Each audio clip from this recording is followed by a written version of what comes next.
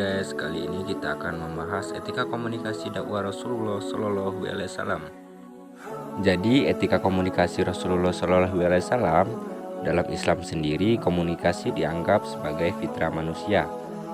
Manusia telah Allah lebihkan dari makhluk lainnya dari segi komunikasi.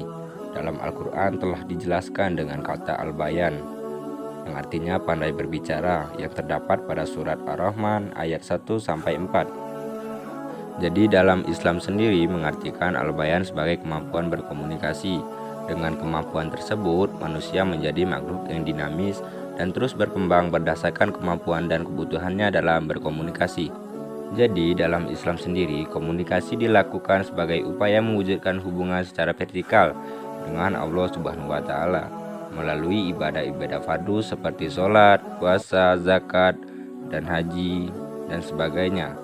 Dan di sisi lain, komunikasi dilakukan untuk membangun hubungan horizontal, yaitu hubungan dengan sesama manusia, yaitu dalam rangka melakukan kegiatan muamalah dalam bidang ekonomi, sosial, budaya, politik, dan sebagainya. Dan hubungan yang dibangun tersebut secara vertikal dan horizontal adalah sebagai upaya untuk memenuhi kebutuhan manusia secara lahir dan batin, sehingga komunikasi dalam Islam sebagai upaya untuk mewujudkan keseimbangan dan kebaikan dalam hidup manusia. Oke, selanjutnya ada nilai-nilai etika komunikasi dalam Islam. Yang pertama ada nilai jujur atau kejujuran dalam berkomunikasi. Yang kedua ada faliyakul khairan aw liyasmut atau katakan yang baik atau diam. Yang ketiga ada tabayun, bisa juga disebut dengan cermat dan akurat dalam berkomunikasi. Untuk yang pertama itu ada nilai jujur. Kejujuran berkomunikasi merupakan sebuah nilai yang sangat penting untuk dijunjung tinggi dan diterapkan dalam proses kegiatan komunikasi. Di dalam Al-Quran sendiri ini bisa disebut dengan istilah amanah, sehingga seorang komunikator dalam menyampaikan pesan dilarang untuk berdusta atau mengada-ngada suatu informasi yang sebenarnya tidak ada, gosip atau cerita palsu.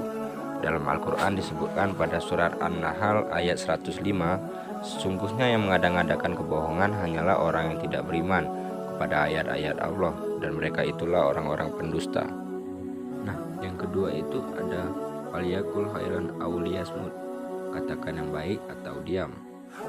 Dalam konteks komunikasi, ucapan yang baik itu adalah ucapan yang mempunyai nilai manfaat dan ucapan yang berkualitas. Yang ketiga itu ada tabayun, cermat dan akurat dalam berkomunikasi. Kehidupan manusia dilingkupi dengan lautan informasi yang sangat banyak dan sangat beragam bentuknya. Oleh karena itu, diperlukan kecermatan dan keakuratan dalam menerima dan meneruskan atau melanjutkan komunikasi, pesan atau berita informasi yang diterima.